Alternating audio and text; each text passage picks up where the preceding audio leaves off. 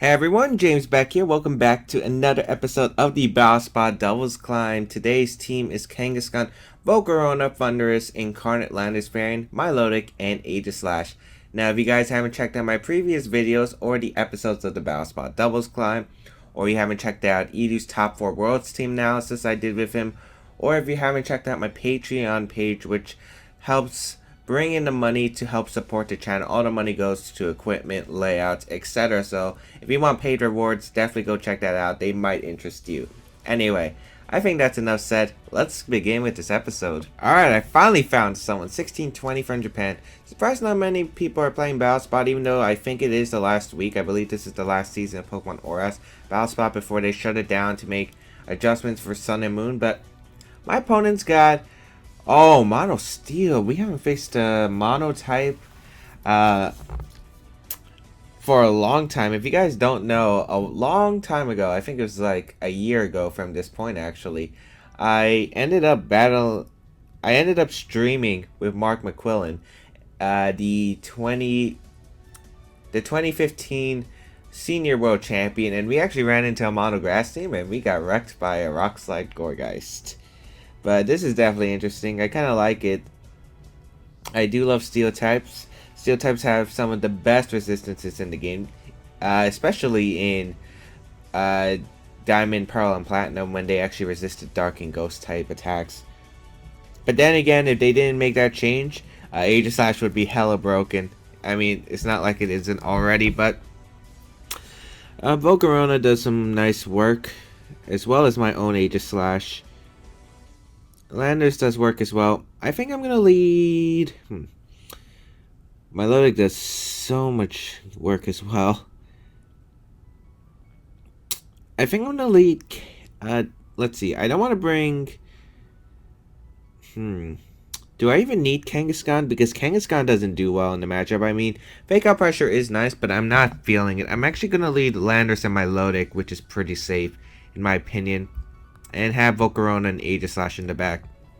Yes, I'm not going to be able to freely spam the Earthquake, but I'm actually okay with that. The reason is I'm leaning Landorus is for Intimidate, and he might want to bring out his Mawile, but it's kind of a hard decision to bring Mawile against Milotic, who can just get a competitive boost from its Intimidate. So we'll see what my opponent decides to go for. He's going to lead Lucario and Bronzong.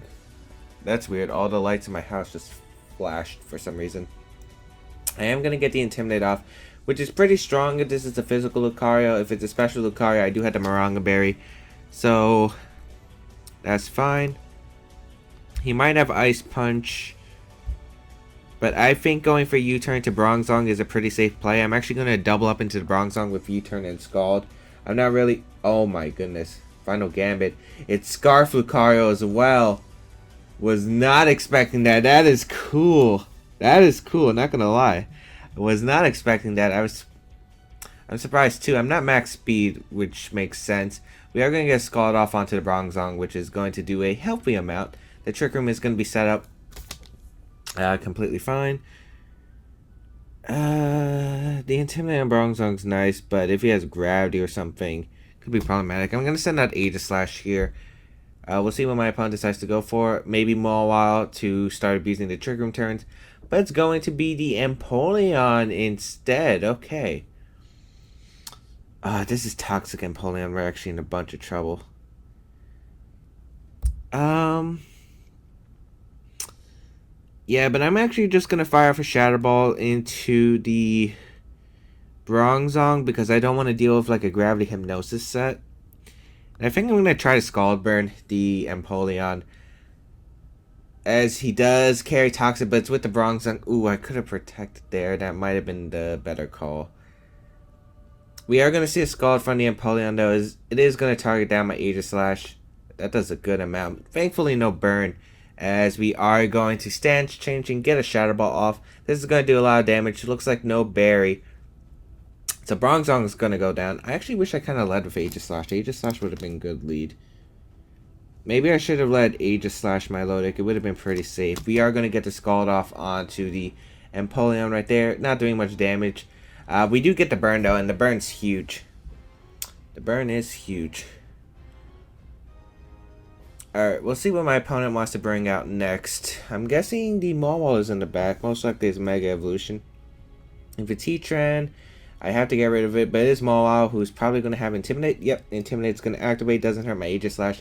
Helps out my Mawile by my Milotic by giving it the competitive boost. And I can just King Shield and Protect here. I am having a turn to Toxic Waste, but I'm scouting for a Protect. One, Scouting Wave wants to do number 2, and also stalling out a turn Trick Room, because if I weaken Empoleon enough to the point where it can't survive a Heat Wave, I have a really good shot of winning. So that is going to be my plan, wearing it down with the burn as well. We see no leftovers, so it looks like the Empoleon won't be able to heal unless it's Citrus Berry. We're going to double Protect here, King Shield, Protect. We'll scout out what he's going to do. No Protect from the Mawile, so most likely going out on the offensive. Probably Scald, Play Rough into Milotic, and the Grass Knot into Milotic, so doubling up into Milotic, completely fine. Grass Knot, that's pretty cool. That's pretty cool. And yeah, I'm going to just go for the Shadow Ball into the Empoleon. And go for the Scald once again into the Empoleon. I need to double up into Empoleon, weaken it. A Sucker Punch is going to come out, completely fine. That's going to knock out my Aegislash. My luck should be able to live a Grass Knot. I'd be surprised if it doesn't. Grass Knot is going to come out. Yeah, we live it. And we do get the Maranga Berry boost. I don't think it'll matter too much, especially since we should be down to the last turn Toxic. Scald's going to come out and target down the Empoleon. Let's see if it's Citrus Berry or not. It is not Citrus Berry, and the burn should put into Heat Wave range, so we're looking pretty nice right here. And I believe this is the last turn of Trick Room. Well, the turn after. So I can just protect Volcarona, and I'm actually going to recover with Milotic, expecting to double into Volcarona. There's no reason you shouldn't double into Volcarona unless you're really scared of the Milotic. I mean, I can see him targeting the Milotic. But yeah, I'm just going to recover and... yeah, just recover. Recover safe. Oh, he does carry Rock Slide, which was actually something I was anticipating. So, no Iron Head on the Mawile, it seems. Okay. Actually, if we don't knock it out with the Heat Wave, we're in trouble. Well, we're going to see if Heat Wave is able to knock out the Mawile. Or we could go for a double Protect. I don't think Heat Wave's enough to knock out the Mawile. That's the thing, though. Heatran Heat Wave is barely enough, and Volcarona is a bit weaker than Heatran, so I'm actually going to go for the double. But it fails, unfortunately, and I think that'll be a good game because Scald would put me in a Sucker Punch range anyway. Oh my goodness. That actually just knocked me out. I'm surprised. Wow, I'm impressed. Okay, so my opponent had a really cool team. I'm not gonna lie. I always lose to these mono teams because they have so much unpredictability, and they're usually actually built pretty well balanced. I like this team because Toxic Empoleon was interesting. I didn't expect the Scald to do. I didn't expect Scald to knock out my Volcarona. I don't know if it was like Expert Belt or something. I think it was because Empoleon's not that strong, and he had Toxic, so I think he did have some kind of bulk investment. Mawile, Rock Slide, Sucker Punch, I kind of expected. Lucario, I was not expecting the Scarf Final Gambit at all. I forgot that was a thing back then. Heatran, Aegislash, and we obviously saw Bronzong. Oh, no, wait, no, it was Bronzong that went for Toxic, so yeah, that was probably offensive. Empoleon, actually. I think it was Expert Belt. Alright, that was pretty cool. Not gonna lie, I should have played better though. I mean, I could have went for the Heat Wave, obviously, but I'm very sure that Heat Wave doesn't KO since it's spread. I think I would have had to get a crit or avoid the Rock Slide, and basically that was one of my 2 win conditions there. And a double Protect, I had about a 30% chance, I believe, so I thought it was a better odd than risking a crit or a miss. So yeah, anyway, we'll be right back for our next battle. Alright, we find a 1599 rated player from Japan as our next opponent of the day. Wow, I'm really liking the teams we're actually seeing. They feature some pretty unique Pokemon. We see Ninetales Cherum Metagross, Garchomp, Mienshao, and Swampert. So Cherim, a lot of people probably are wondering. Flower Gift, which means if the sun is up, Cherim transforms into its sunshine form. I believe that's what it's called. And it also, that ability allows it to give a plus 50% to your allies' attack power and your special defense stats. So that is really cool. I remember Groudon back in the day. I remember playing Pokemon Battle Revolution. That game was so much fun. But yeah, let's figure out how we're going to deal with this. Looks like either Metagross, Garchomp, or Swampert will be the Mega Evolution. I'm believing it would be the Metagross. Mienshao is going to be a problem, but if I can get rid of Mienshao, looks like it's a pretty simple battle. I could lead Double Genies right here, like I'm really tempted to. But I think Kangaskhan Landorus is better because I could see the Swampert as the lead. I could see Swampert Mienshao as the lead. Having Volcarona and Thundurus in the back. Yeah. Anyway, let's begin. So this will be an interesting team definitely to watch out for. The Cherim is going to be a threat. It gets access to moves like Helping Hand. I think it gets access to Heal Pulse. Worry Seed. It got a decent support move set. But anyway, as my phone rings. Anyway, tomorrow is actually my first day of school. I think my school is actually calling. God, they can't disturb me enough. They drag me in for 4 hours this year each day. But my opponent leads Garchomp and Metagross. And let's see. I can't exactly go for the fake out into Garchomp. That makes no sense. What do I want to do? I kind of just want to Earthquake here and switch, but he might have Ice Punch. I'm actually going to fake out the Metagross and actually just go straight for the Earthquake. You might be wondering why I'm Earthquaking my own Kangaskhan, but I think it's worth to just Earthquake here. A Swampert does come out. The reason I'm going for Earthquake is because if I can damage the Metagross and the Swampert, it just helps me. I think the Earthquake damage is worth it. And also the reason I'm doing is because if I could have weakened Garchomp there, it would have allowed my Volcarona to sweep. It looks like he didn't bring the Sun mode. Metagross does protect though. I should have just switched down to Thundurus like I wanted to. We're gonna fake out. We are gonna Earthquake. I mean, we do need to weaken the Swampert as well. That's a really defensive Swampert. Oh, jeez. I'm definitely expecting a Wide Guard here and probably a Meteor Mash into Kangaskhan. I'm going to Sucker Punch into the Metagross and go into my Thundurus here. It's bad because Kangaskhan's actually my best way to handle the Swampert. I do think we could live a Meteor Mash because we are bulky Kangaskhan, but as I was saying, school's tomorrow, which I'm not looking forward to. I'm not a big fan of high school. But I'm really excited tomorrow for Spirit of Justice, Ace Attorney, Phoenix Wright, Ace Attorney, Spirit of Justice, which comes out tomorrow in the United States. And I can't wait to play that game because I love Phoenix Wright. But my opponent's making a switch into Garchomp. I could have just returned the Swampert. I really wanted to. He's Ice Punch, which is interesting. They're usually special. You see the Ice Punch there. Does a good amount.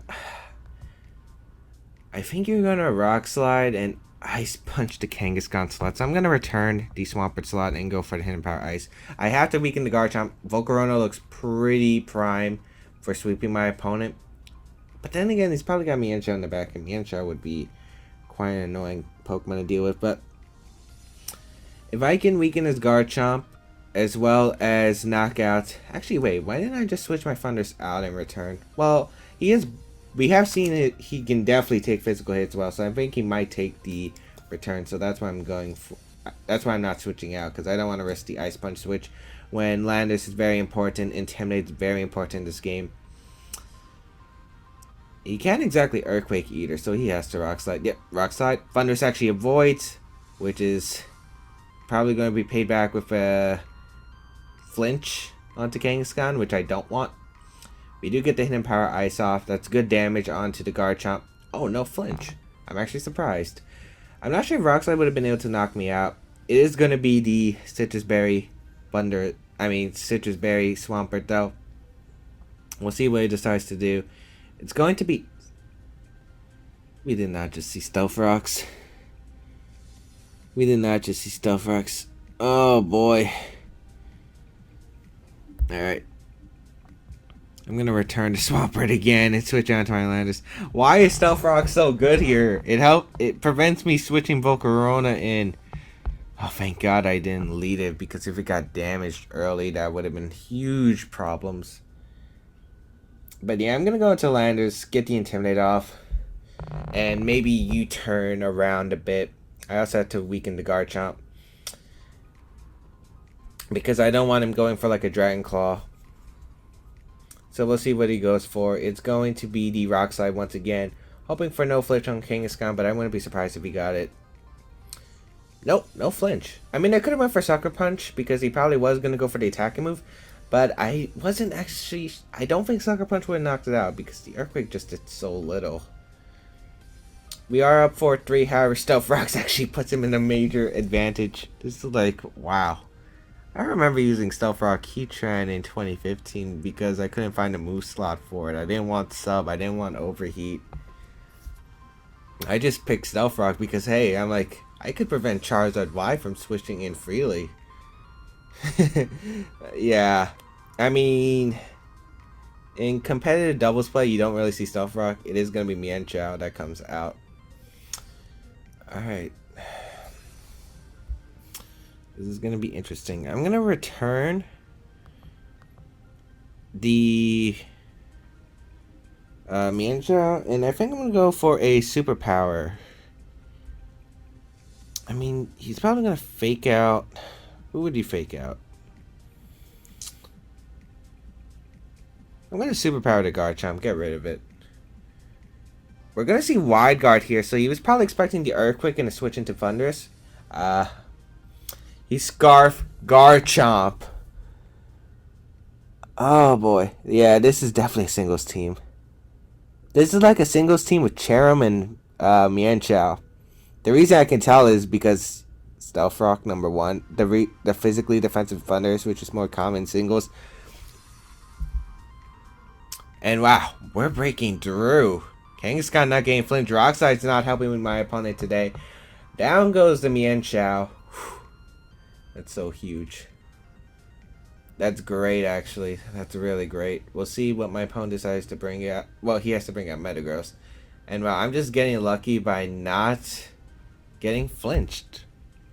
But now I'm going to go for the Sucker Punch. I'm going to actually save my Thunderous. I mean, my Landorus, because it can Intimidate. And it might allow my Volcarona to survive something like a Zen Headbutt. So, definitely switching out into my Thunderous here. Conserving the Intimidate, I also have Scarf, Earthquake, also Superpower is not going to do much to him. We are going to consume our Citrus Berry. Sucker Punch, I don't care if he has Sub. Oh, he has Bullet Punch. But he targets down to Thunderous, so that's not big of a deal. We do Sucker Punch. I am going to Sucker Punch again. It is my best play, because if we Sucker Punch, we do put him into Earthquake range. And we're going to Thunder Wave this Metagross if he wants to sub up. That's fine. But I doubt he has Sub, because Bullet Punch is in a very common move to begin with, and it takes up a slot. And nice, we do get the Thunder Wave and the Sucker Punch off. And yeah, that's definitely Earthquake range. As we'll see what he decides to go for. It's going to be the Meteor Mash. Onto Kangaskhan. Okay. As Kangaskhan is going to go down, and he gets the Attack Raise. Alright. I don't think it matters, though, because... yes, he's actually able to knock out my Landorus now with a Bullet Punch. However, he doesn't have any spread moves, and Thunderous can go for the Thunderbolt.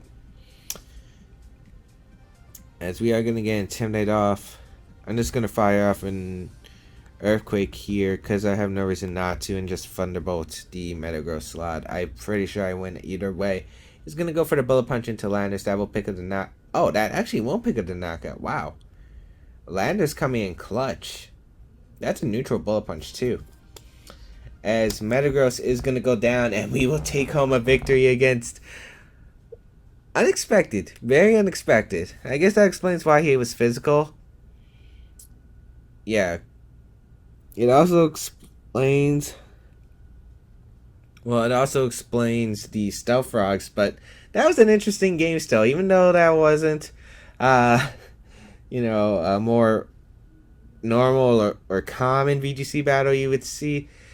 That was pretty cool. That was pretty cool. That actually had me worried for a minute there. It was really lucky that Thundurus was able to dodge the Rock Slide. I'm not sure how much Jolly Rock Slide does to my Thundurus though. It might have been able to knock it out. But before I throw that phone in the garbage can, hope you guys enjoyed today's video. Leave a like if you did. And check out my Patreon page and my social medias down below. And I'll see you guys next time.